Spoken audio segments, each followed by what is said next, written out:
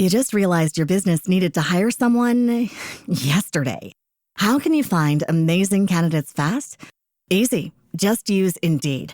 Stop struggling to get your job post seen on other job sites.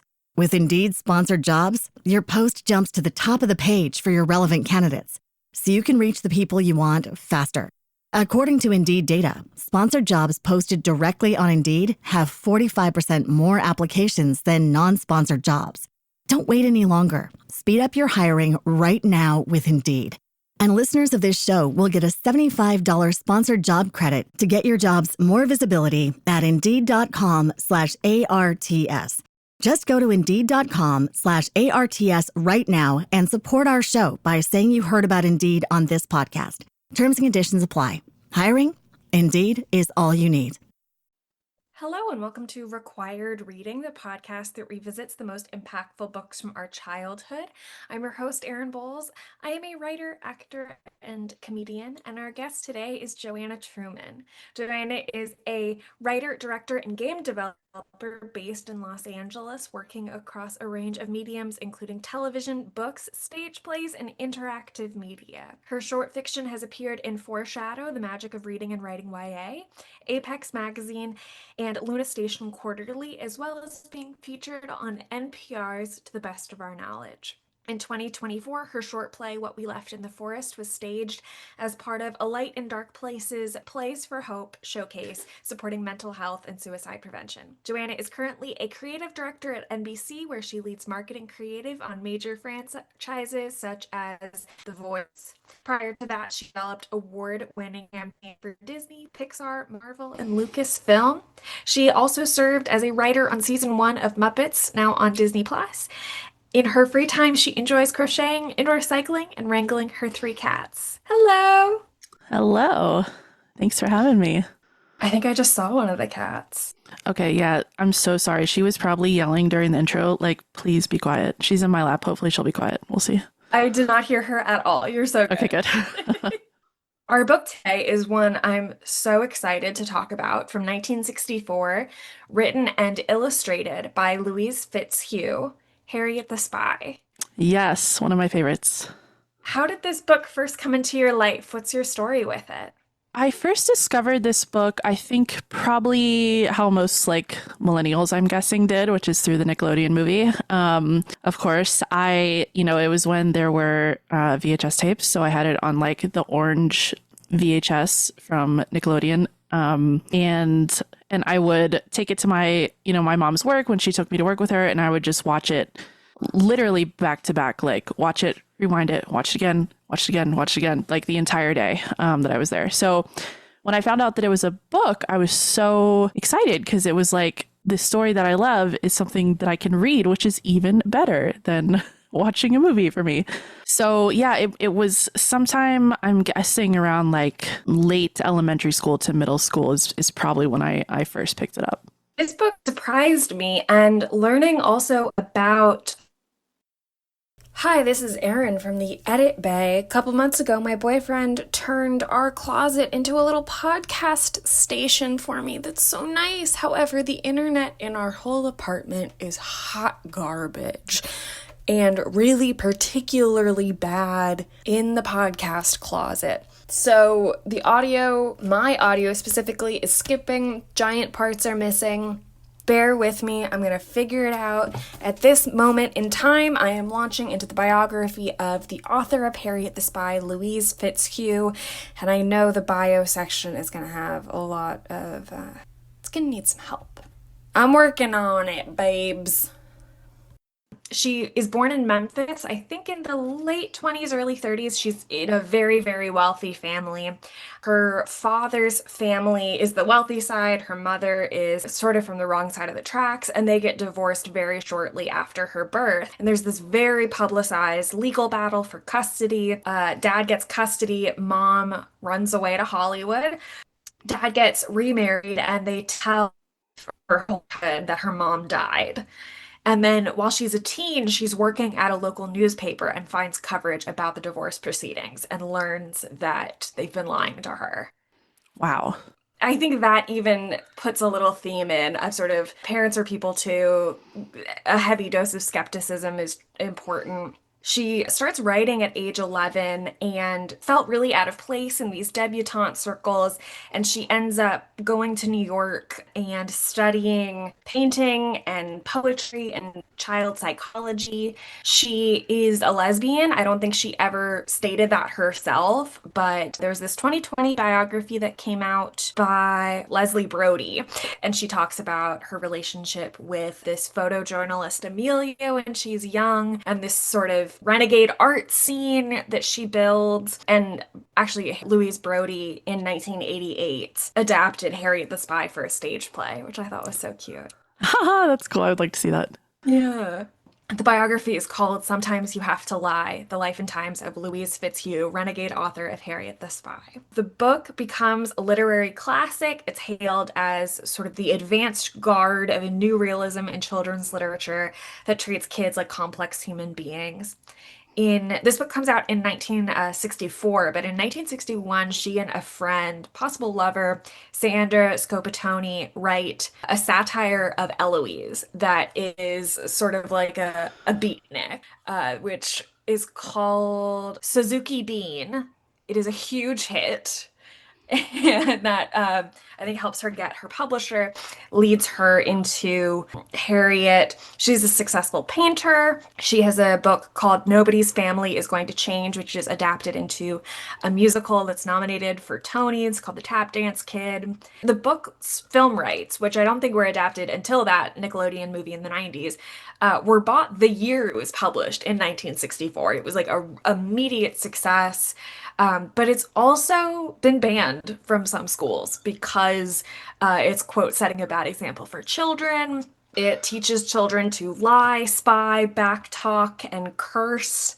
And then just a tiny bit about 1964. It is this big year of the Vietnam War is happening. JFK is killed the year before. It's the Freedom Summer, so there's this huge focus on civil rights. The Civil Rights Act is passed. Martin Luther King becomes the youngest person to ever get a Nobel Peace Prize. And there is just sort of this constant change everywhere. Huge Vietnam protests, people burning their draft cards. The Beatles come to the US, so on and so forth. And so Harriet is kind of among that forefront of change, which I think is so cool. So, what did you kind of remember about this book? What made you want to come back to it and revisit it? Well, this is an interesting book to read as a kid and as an adult because as a kid, you're kind of seeing it through Harriet's perspective. You know, you're just sort of observing the world around you. You're not necessarily like diving down into some of the deep rabbit holes of some of the things that she sees. She's really funny, like she's admirable. You would definitely want her on your side, you know, do not want her against you. And then as an adult, so when I was reading it, I was like seeing all these things that Harriet is kind of too young to understand, sort of like the gravity of.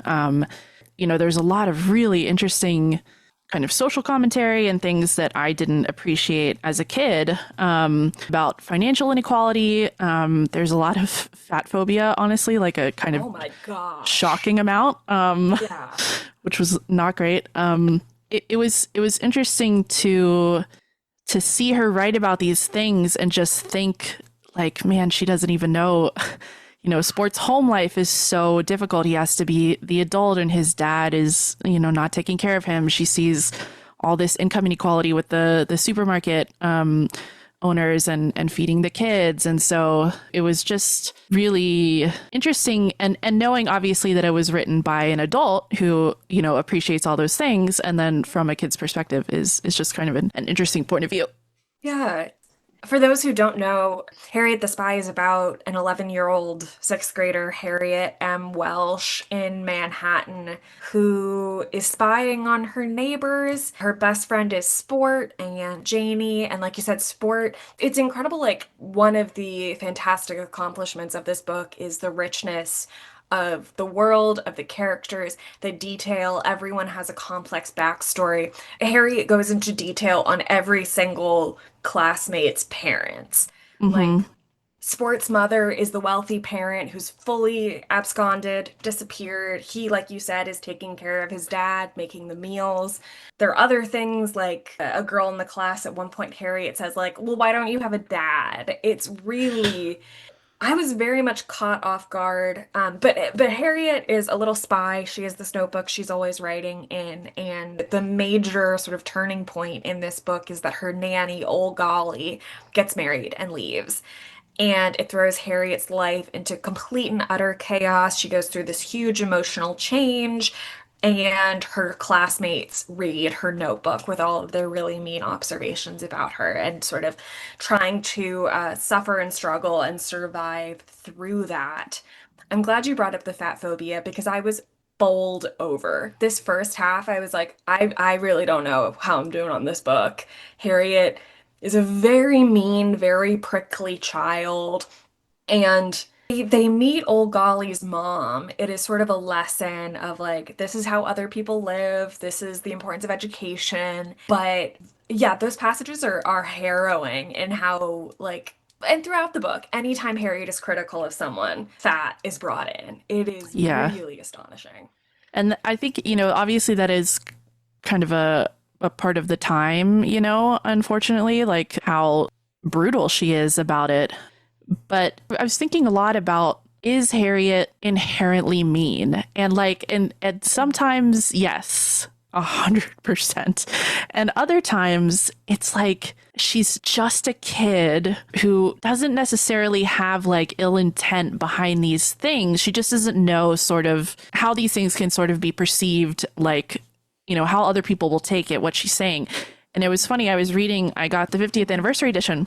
It had a bunch of like tributes from other authors in it. And there was one who was talking about how she herself was a mean kid and she really kind of understood where Harry was coming from. And she was like, I was a brat. I was terrible. I just was. And there's kind of no getting around that. And so, kids can be really, really cruel with both without meaning to and with meaning to. So yeah, but you're right. Prickly is a really good word for her. She's definitely, definitely doesn't do her best to fit in any way and just kind of does her own thing. And I think just going back to the author, this was sort of like, even though Harriet isn't a queer character, she was sort of like a queer role model for a lot of people, which is so interesting because, it's a book from the 60s and she's not obviously queer in any way, but she's an outsider and, not kind of separating the art from the artist, knowing, who Louise adds another layer, I guess. Yeah, there's so much to explore in that. I know Louise definitely felt like an outsider, and I know she definitely came to New York and had this like real fitting in. I think the queerness is so interesting because like it's known, you understand it almost in reading it, and yet it is never explicit. I think part of it is like there is this like full rejection of femininity that is barely touched on. Mm-hmm. There's like some brief mentions of dance class that she doesn't want to go to. Mm-hmm. I think her main criticism is like the dress is gonna be hot and itchy. Yeah. It's Which fair. yeah, but I think there is this outsiderness, and when Harriet is sort of buckling down, she goes through. It's such a rich book. Old Golly leaves. She gets outed as mean. I mean, that's the sort of secret when her notebook is read. All the kids turn against her. And when she finally sort of decides to come out of this like real kind of depression, she says like, I'm not going to change myself. I am still going to be who I am, which I think definitely speaks to queerness. And then there's this tremendous letter from Ole Golly at the end that kind of comes and tells Harriet to buck up. I mean, it's the name of this book, this biography that it gets written is sometimes you have to lie. And that it's the white lies, it's the things that make people better, but you always have to be true to yourself. And I think that is such a fascinating idea and is very easily read as queerness, definitely. Yeah, it's super complex because, when I finished it, I was trying to think like about the message of the book, and it felt weird for it to be that sometimes you have to lie to get by in life, but it's true. And it's part of growing up in the sense of like, your social hierarchy, how you are going to go through and make friends in the world if you're going to do that, how you relate to people. And I feel like that's not a lesson, quote unquote, that we see a lot. It's just like this sort of reality for kids that at some point you kind of gotta go along in a certain way with what society is sort of expecting of you. But in that same sense, like you said, she has decided, like, I'm going to be true to myself. I'm not going to compromise on certain things, even if I have to do things a certain way, to kind of get by. Yeah, she is such I mean, obviously memorable and strong character. I think that like meanness is so at the forefront, especially in the first half of the book. You sort of never agree with it, but you're like, I understand why some parents would see this and be like, this is gonna make my kid mean. Hmm. She really reminded me of Elphaba from the Wicked books, Hmm. which are different from the musical and the movie in a lot of ways, but where like she is prickly and she refuses to change because that simply is who she is. You just realized your business needed to hire someone yesterday. How can you find amazing candidates fast? Easy. Just use Indeed. Stop struggling to get your job post seen on other job sites. With Indeed sponsored jobs, your post jumps to the top of the page for your relevant candidates, so you can reach the people you want faster. According to Indeed data, sponsored jobs posted directly on Indeed have 45% more applications than non-sponsored jobs.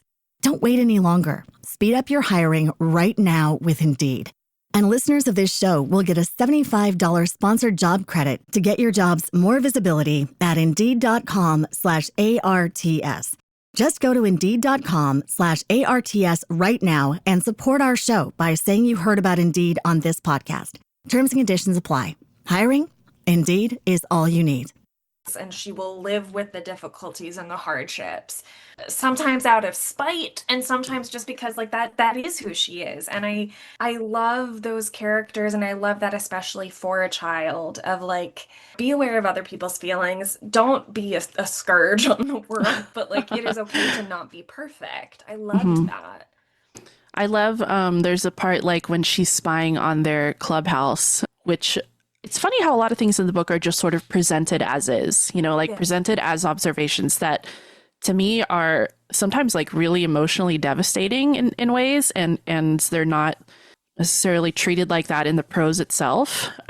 Like when she's spying on the club, that is just a club against her. That is her entire class, which is so horrific that like her entire class turns against. I mean, you can argue rightfully so whether or not, but like just the idea of being on alone and that on that side of something is like, oh, it's so devastating to me. I would never come back. Like I would run away and never come back if that happened to me. But she's spying on the clubhouse and she says something like, well, it's a good thing I'm not part of this club because I would smack you upside the head or something like that. And I was like, she's not even like, she's still like, well, so what? Even in that, like that position where she's so clearly at a disadvantage is like so awesome. I love that about her. I know it's almost a thing that she can't help, and Yeah. she's like asked to change it. She says then she decides not to. But I think like when her notebook is read, this doesn't happen explicitly, and I think that's something so beautiful in this book, is that like almost nothing is explicit. But she sort of says like, I'm not wrong. Like everything I wrote in there is true. Yeah. And I think that's also really true, in that like both things can happen, and then you love her so much, and this book is emotionally devastating everywhere and all over. Hmm. When that letter from Ole Golly comes and she says, I don't miss you at all, I was like, what? And Harriet's like, cool, that's awesome. I was like, are you kidding? Like that would destroy me. Like, again, I get it, but God almighty, like that is so, oh, I guess it's just a different personality types, different reactions, but that was really interesting to me. Yeah, Ole Golly sends her this letter that, it says sort of the main idea of the book. Sometimes you have to lie. And then basically says, like, I've heard you're moping. And I, like you said, I don't miss you at all. because I don't miss things, because we had a good time and then I left and now I'm on to the next thing and the past is the past. And I think there is this thing of like maybe Harriet and Ole Golly are really kindred spirits, and it is sort of like a key for every lock. And maybe that is sort of the crux of the book, or like a major aspect of why the plot works, is that she goes from belonging just in like a society of two into fully there no longer is this guardian, there no longer is this buffer of understanding, and just every person she interacts with goes wrong. Yeah, that's really interesting. You can kind of see if she hadn't had Ole Golly, like how much worse would things have been, because it really, her parents like don't know her at all. It's sort of that thing where it's like, why did you have a kid? Like you clearly don't, have any interest sort of in parenting, which again is, I think, maybe a product of the times, but in a sense, it's like finding your people is so important. And if she hadn't had Ole Golly, like just one person that understands her, and thankfully is not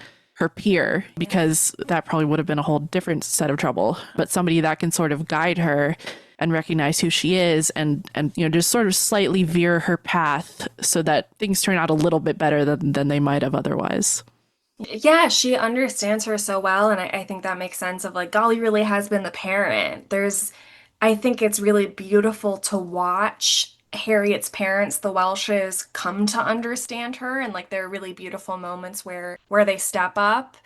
There's a wonderful scene where they're preparing for the Christmas pageant and Harriet has to play an onion, and she's like trying to figure out, how do I dance like an onion? And Dad is like, let's get in it, let's figure it out. But I think before that there is a scene either like right before or right after Ole Golly leaves, where I think maybe explicitly, and this is overheard because she's a spy, but I think the mom says like, I don't know our kid. Like, I don't know this person. Yeah, it's so it's so sad, especially as an adult now. I mean, I don't have kids, but thinking of having that feeling towards your own child, like your own family, is fraught with terror, quite frankly. And as a former child being on the other side of it, it's like, your parents sometimes just don't understand you, and there's nothing you can do about it because you are just a different person. And I mean, there's so many reasons, so many generational reasons, so many different reasons that you can be so different. But it's sort of like both sides want to come together, but they just have no idea how. Yeah. Everyone is more or less trying their best and approaching it with good intentions. And I mean, they take Harriet out of school for a while. They let her kind of wallow for a little bit as they're figuring it out. They take her to a doctor, which I was taken to a psychologist when I was like 3 or 4 years younger, and I was so scared of that. But I feel like Harriet's a little bit older, and they are doing their best and they do care. And it is like, how did we get here? And then how do we repair it and move forward? Yeah, when I was a kid, it was when I lived in Florida, so it must have been in middle school. I remember my mom took us all to family therapy, and I still don't really know what was the trigger, because we had never really done anything like that before, and we were not really like a, talk it out kind of family. So I remember we went, and I think I started crying probably like the second I walked in the door, and just, I think, did not stop. And so I remember the therapist or whoever it was asked if they could just speak to me alone, because I was like probably such a, a basket case. And I think I just cried the whole time. I don't remember saying anything to them. It was just like so terrifying and weird. And like, I don't know what this is for and why we're here. And like, my dad doesn't want to be here and I don't want to be here. And it's the most awkward fucking thing. Can I swear? Yeah. Oh. Okay, good. Sorry. Anyway, it's the most awkward thing. And I've never forgot. I should ask my mom, like, what was like the tipping point where you were like, I think we need to maybe talk to somebody. Oh yeah, I know. I went in and I remember it was like very dark and I was so terrified. I didn't say anything. I just sat in the corner and I think she like slowly fed me Jolly Ranchers. The currency. Yeah, and in this he and Harriet sit down and play Monopoly, and the big change happens when he hands her a notebook of her own. She is so entranced by her notebook. And there's this sort of repeated thing early on where like Harriet wants to know everything in the world. I think Golly even says like you can know everything and still not succeed, but at least like you know things and you're geared with it. I thought it was so interesting, just the spying. Did you do any sort of spying or snooping as a kid? Oh my God, you know I did. I was such a disaster at it. Like, I am not built for that life, but it was when I lived in West Virginia. I grew up in West Virginia, and then I moved to Florida when I was 11, Harriet's age. And so I'd seen the movie before that, and I remember very distinctly, like, when I was in West Virginia, it was kind of, again, different time for everything, but it was the same sort of thing where, like, you could just go, like, as a kid, you could just go and not be, under your parents' observation. And it was just sort of like, hope you come back by dinner. Like, they have no idea where I am. I'm like, there was like forests and hills and trees and neighbors and just all kinds of stuff. I could have been anywhere. But I remember going next door and kind of like hiding in the bush to like spy on a neighbor. And I'm pretty certain they looked right at me. Like, I don't think I in any way succeeded. So I learned pretty quickly that was like maybe not the way for me, but I had a spy kit too, I'm sure, that was like, a little magnifying glass, God knows what else, what you think is like a tool as a kid that you can take with you. And like, I mean, the composition books that became like an icon of my life. And I'm sure many other kids is like that classic composition book, writing private on the front in big letters. Like, I was like, this is the life. Yeah, I think Harriet even says like it says private on it. Why did they open it? Which is a great point. I mean, to be perfectly honest, like she's absolutely right about that. She's got it right there. I was so struck by how much well, first off, did you have siblings? Yes, I have a little brother. I'm an only child, and I thought this is like the most painfully only child behavior. Just like disappearing completely on your own, sort of feeling like an adult, and that real sense of isolation. So, like, when Ole Golly leaves, now you're really alone with your own thoughts, which I think Harriet kind of likes. But you do, again, like that outsiderness. And so I think like I just identified with her in so many ways. The opening scene is her with her best friend Sport, and she's teaching him how to play a game and she's explaining it. And it reminded me so much of some my boyfriend very, very loving will say like, oh, you were a kid who said like, you're playing with this wrong. And I definitely was. I definitely was. And so immediately I was like, oh, I get Harriet. And she's describing like designing a town, and it sounded so fun. Of like you make up like 25 characters, they all It have sounds so professions, fun. make a Yeah. map. So fun. I was like, let's do that now. Let's put the book Yeah. down already. I wanna play town. I think about when David Fincher was adapting Gone Girl and he was looking for someone to play Amy, that like he said it has to be an only child. An actor that is going to play her has to be an only child. And there's just something about that.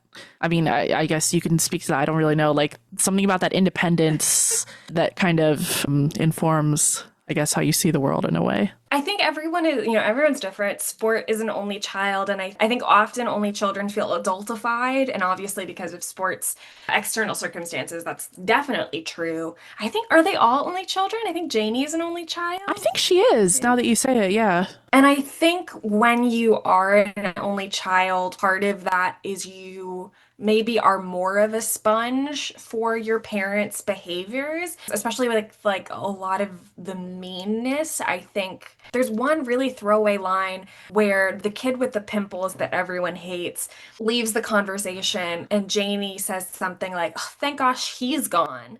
And Harriet says like, that's a phrase she got from her mom. And I think that's so true for children, for only children. The parents, Harriet's parents are always gossiping about the other parents, and I think you get away with more stuff. Yeah, you're like, it's easier to be a brat because you're the only one. There's no real room for comparison. And I do kind of like now when I go home, I am like, these people are obsessed with me. And I like, I'm gonna get what I want, you know? I get to regress a little bit. That's incredible. See, for me, it's like the kind of the opposite where when my brother and I are home, I'm like, okay, my brother can entertain my parents while I go and like just like chill by myself because that's just what I want to do. I mean, I love them, but No, there's when the parents are busy, there's that real isolation and independence. And then sometimes when I come home now, it's like my parents stare at me. Yeah. Like you said, I'm the entertainment. Yeah, And it's exactly. just like so focused. That was definitely a thing when I was a kid. I would like spend a lot of time in my room, and my parents would be like, "Why are you mad at us? Why are you in your room? Why are you avoiding us?" Yeah. Did you have a school paper? That's a big sort of element in this book. I went to a magnet school, a performing arts high school, so everybody had a major. So I was a communications major. I wanted to do writing. So journalism was part of that major, but it wasn't something that I was involved in. I was more sort of like fiction and creative writing and then film eventually. So that section of the book, though, is so interesting, too, because like it's so mean. Like, and she says mean stuff about the teachers. And I was like, you guys just let her publish this. Like, did anyone read this or we're just whatever? At least she's got an outlet. I don't know. It was like she did not change her ways at all, you know, which is, of course, like a theme of the book. So gosh, yeah, it was so funny that they were like, we'll just make her do it this way, but she still like says mean stuff about them. Yeah, and she is just telling on her neighbors. Yeah. Like there's this girl in this grocery who is an idiot. Yeah, you can go see her right now. She's down the street. Like, oh my God. Yeah, I know when I was in college, sort of the big takeaway was like the protagonist of the story is whoever changes most.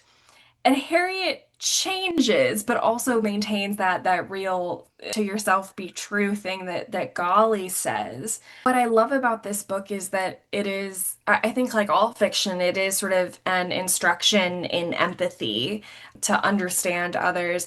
But the great thing about this book is that it is never head on. It is always around, it is always by observation and inference, where like Harriet, it's written. You just realized your business needed to hire someone yesterday. How can you find amazing candidates fast? Easy. Just use Indeed. Stop struggling to get your job post seen on other job sites. With Indeed sponsored jobs, your post jumps to the top of the page for your relevant candidates, so you can reach the people you want faster. According to Indeed data, sponsored jobs posted directly on Indeed have 45% more applications than non-sponsored jobs. Don't wait any longer. Speed up your hiring right now with Indeed. And listeners of this show will get a $75 sponsored job credit to get your jobs more visibility at Indeed.com/ARTS. Just go to Indeed.com/ARTS right now and support our show by saying you heard about Indeed on this podcast. Terms and conditions apply. Hiring? Indeed is all you need. Third person, but then you have the notebook entries, which are obviously in first person. And Harriet, you only get a true direct understanding of her mindset when she writes it down in the notebook. And then we're just getting her behavior sort of. And she spends like 3 days in bed. She wakes up and writes, when I wake up in the morning, I want to die. Yeah. Which is exactly something that I would have done, like, quite frankly. I realized she's 11 and I was like, oh, I think my depression started at 11. Yeah. I didn't have Ole Golly, but I think that was the year. It all happens then. But it's less like a lesson in empathy and more sort of like a navigation. You're given the map and you're given all of the pieces and you kind of have to assemble it on your own and make your own conclusion, which is gorgeous. Mm-hmm. I think maybe that's when a lot of kids start journaling, like around that age or maybe even a little earlier.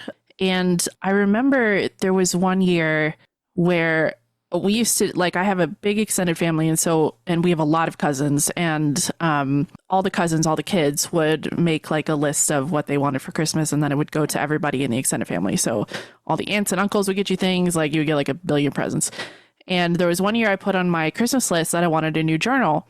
And we're all at Christmas at my grandmother's house, and everybody's there. And one of my aunts like gives me a present, and it's a journal. And I was like, oh my God, like, yay, thank you. And then like, the next person gets the present, whatever. We go around again. Somebody else gives me a present. It's a journal. Oh my God, like, wow, thank you. And it turned into this like avalanche where my other aunt was finally like, look, I got you one too. Like, here you go. Like everybody had gotten me a journal that year. Like literally I got like 5 or 6. Because they were like, oh, this is easy. Like, this is a good one. I can. But I was like so excited because obviously like a blank notebook is like the greatest thing in the world. And they were all so different. But I remember too thinking like when my parents moved from Florida to Arizona where they live now, and they had to take everything in the house, obviously, with them. And, a lot of my childhood stuff was still there. I was like, God, I hope they don't read my journals. Like, no. That would be so embarrassing. I hope so much they just threw it in a box, put it on the truck. Like, obviously, I've never asked because I do not want to know, but I dearly, dearly hope they didn't read them. Yeah. I don't think I was a big journal taker. But then I realized, like, no, I was a little bit. There were definitely elements of what Harriet did, because I know when I was in 8th grade, I had a notebook where like anything that was funny that someone said in the classroom, I would write down so I could like go back and be like, ha ha ha, and look at all of it. I'm thinking about like, why does that sort of feel magical when you're young, and even kind of now? I think it's partly like it is blank. It's this world of possibility. And then I think for kids, it is like, well, I think partly it's like taking something for school and then you can do whatever you want with it. That's kind of liberating. But I think it's also like getting it as a gift. It is like your ideas deserve to be chronicled almost. Put them down, save them, revisit them, collect them. I think I'm just now thinking about that, and that's really beautiful. Yeah, and I love, one of my favorite things is when adults go back and will, on the internet, we'll post like my journal from when I was 12, or like the things that you say are just unbelievable, and they're all in like the loopiest handwriting, and it's just such a product of who you were at the time. Like it's a perfect snapshot. It kind of goes back to like this question of like how responsible are kids for what they say and do, because part of it is, you're a kid, but you have agency, and so you, in some ways, you have choices how you speak about things, but in other ways, your brain isn't developed. You don't have the wherewithal, sort of the knowledge to even have an idea of how that what kind of repercussions that'll have. So I just think about like some of the stuff that I, wrote as a kid, or if you write in your journal as a kid and you're like, God, what was I thinking? Like, but that was me, like that did come from me at the time, which like maybe is horrifying. I don't know. It depends on what it is, but it's just so strange to think about. That is like who you were at that time is what you put on that page.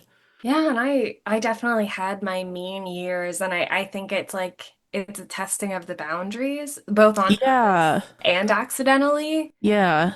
I think you're navigating that, like what's private and what's public. But I also know, like, I remember not like harsh punishments, but I remember like being told, that's mean, stop it. And Yeah. I think like it's the process of learning and adjusting, and I'm still ashamed of it because the scolding stuck. Harriet is so sharp and vivid, and she sticks with you so deeply. Yeah, it's I kind of love the idea in like a bad way that parents are like, it'll make my kid mean, like if they can't read it, because I used to always encounter that at my previous job. I did like so much marketing for kids for things on Disney Channel, and there are like really strict laws about what you can say and not say in terms of kids commercials and instructions and whatnot. And there was always, even in the movies, there was things of like, is a kid going to try to imitate this, even though it's clearly a fantasy movie or something? And it's like, well, we can't, like, that can't be the standard, or like, we will never say anything or make anything or do anything. Yeah. I know that through this podcast, the things that stick with children as they become adults are the things that give them the benefit of the doubt or give them the credit to be able to figure it out and know what's appropriate and what's not and understand and treat them, I mean, as complex people, which this certainly did, and I think was sort of a critical change in how a lot of children's literature works. And there's this one part of Golly's letter at the end that really stuck with me of she says writing puts love in the world. And I think like that's so funny, juxtaposed with Harriet calling people fat and ugly. Yeah. But I'm a writer and I agree and I get it. And I think it's just like it's a thought I'm really turning over in my mind a lot lately. Yeah. That was one of, I think, the initial big draws to me of the book. Obviously, it was like a kid who wanted to be a writer, and there weren't, a ton of stories that I knew of about that. But I think it as an adult, you kind of encounter that too as a writer, where you're like, at least I do, when I think about certain situations or certain people that I want to like kind of pull from, sometimes I think like, is my interpretation or how I'm describing this unflattering, or is the observation kind of too real? But that's what you need in your writing for it to ring true. And some of it is like those thoughts that everybody has and nobody says sometimes. And for Harriet, I've just was sort of thinking about this. It's so important that she does learn empathy because as kids, I think that's what we're seeing a lot of now is people who have never learned to be empathetic about other people's lives or what they experience or what that feels like. And again, like, thank God for Ole Golly to kind of get her thinking a little bit deeper about what she says and how she observes people. Yeah, maybe it's that writing puts love in the world by putting like understanding in the world. And by that empathy, of alternating perspectives. I think that's a big thing that Golly tries to continually teach Harriet through the early passages is like, other people live like this. Other people have different experiences. You need to read and consume and learn in order to consume those alternate ways of looking at things. And this is something I've just sort of been thinking about separately, but that she says sometimes you have to lie, but I think also there is kindness and honesty, even if it is hard. And it's always you can only do so much in a kid's book. Yeah. There's only so many ideas you can include, but that there's this constant shifting of scales between sometimes you're not helping people by holding things from them that they need to hear in order to be better. Yeah, that's true. And thinking from Ole Golly's perspective too, it's like something you kind of don't realize at the beginning, but starts to become clear is like Harriet is obviously pretty well off and her family has a cook and a maid and her parents just go out and party all the time. And she has like 3 floors to her house. And there's like such a poignant part in the book where she writes like, am I rich? Are we rich? And she doesn't get it. She doesn't realize that. And from Ole Golly's perspective, she can see that and see like, I need to get this kid right, or she's going to be from this privileged position. She's going to learn all the wrong lessons kind of. And man, yeah, I just kind of can't stop thinking about that line. Like, are we rich? Because it's like your awareness of that as a kid when you start to realize sort of the larger world and how your friends live differently and how it's kind of like when you start to think of your parents as people, it's like this horrifying sort of like, oh, the world is so much bigger than just me. And there's all these complex things going on. And as a kid, you mostly don't have to worry about that stuff until you do, really. So many of her notebook entries have just sort of like bold-faced questions like that of like, are we rich? And some of them are like, is this what a writer's life is like? Is this what I want to be when I grow up? Is this how other people talk to each other? And I think, again, like part of the beauty is not only Fitzhugh doesn't directly answer those questions, and at the same time, there will be kids who will go, other people are asking that question too. It's not just me. I think that is like one of the greatest gifts of this book and any book is that there is even sitting alone and reading it, there is community there. Yeah, I love when she writes in her notebook, like, here's the thing, think about this. Or like, look into this later. And I'm like, that's me like on my notes app on my phone, like, write this down, watch this movie later, but much less introspective. While I was doing research yesterday about Fitzhugh, I did email myself like, read about this person. Yeah. It's interesting. Yeah. Learn about this. Oh my God, I have so many email drafts of just either links or just words that are nonsense. And I'm trying to be really to make a concerted effort to put some context, because I'll look back at these things and just be like, what the fuck was this? Like, this seemed really important at the time, and now I have no idea what it's referring to. Is it something that I made up? I don't even know. Is it a book? Is it a thought I had? Like, does it already exist? I have no idea what this is. And I cared enough to write it down. So now, like, what the fuck? I can't. Oh, it makes me crazy. I have so many things like that. Harriet has this tool belt that she takes everywhere and is very sort of critical to imagining her character. And a big part of it is that she has this leather satchel that she can put her notebook in. And I was like, that's my problem. I don't have a thing on me 24/7. I need like a lanyard or something. And that, because I think I have those thoughts too, and they like disappear, and I need it on me 24/7. She's got to figure it out. Yeah. I think as like not a formal diagnosis, but sort of going through the realization of like that I probably have ADHD as an adult, there's so many tools that I'm like, I gotta find a way to incorporate this, because I just have I have no object permanence. You know, it's like as soon as it's out of sight, it's gone forever. Like, it doesn't matter what it is. It could be the most important thing. It is gone. So I have to like, I don't know, I gotta like step up my Post-it note game. I've been trying to organize my notes on my phone into folders, but like there's thousands of them. It just, your brain is always like just like firing all the time. And I think hers too, really. Oh my gosh, yeah. It's to the point where they have to take notebooks away from her. Yeah. And she's just writing constantly and constantly. When she's in that appointment with the psychologist, he gives her a notebook and she loses time. Yeah. It's suddenly like, oh, the meeting is over and I don't know what I did. Yeah. And I think she's sort of forced to kind of learn to be bored in those segments, which is the last episode I recorded was on the Phantom Toll booth. And that is a lot about how do we work with boredom and start there. Really interesting. She's it'd be really fun to put those two main characters together. And that only came out 3 years before this one. So that's very Oh, cool. Okay. Yeah, when I was a kid, I remember, teenager and into college, I remember thinking like, I don't ever mind sort of having free time, because I'm always just going to be imagining shit in my head. Like, I'm just going to be making up stories or thinking about characters I like, or, you know, just going down. So I never would mind having like time that would be boredom. Yeah. And I'm not certain I feel the same way now, to be honest.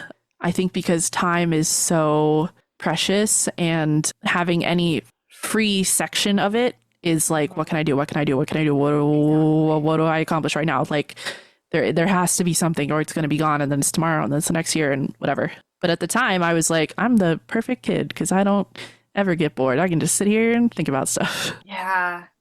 Where I was like always staring down the barrel of boredom, which is odd. I don't know. I think maybe it's because I also had attention issues and I just couldn't like focus on it. There was too many options. Mm-hmm. But yeah, now it's also the same sort of thing of like, there's so much stuff I gotta do. Yeah.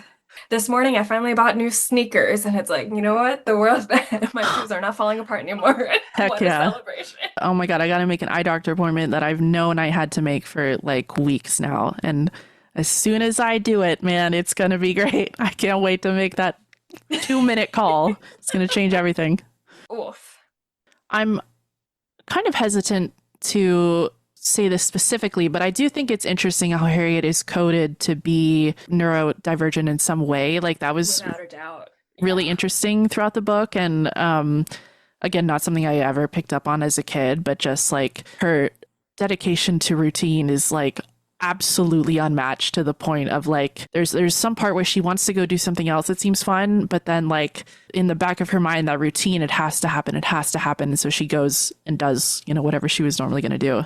Yeah. And I was trying to think, like, I'm a big like Enneagram person, and I went on a whole retreat earlier this year to study the Enneagram essentially, and hang out with a bunch of different writers. That was amazing.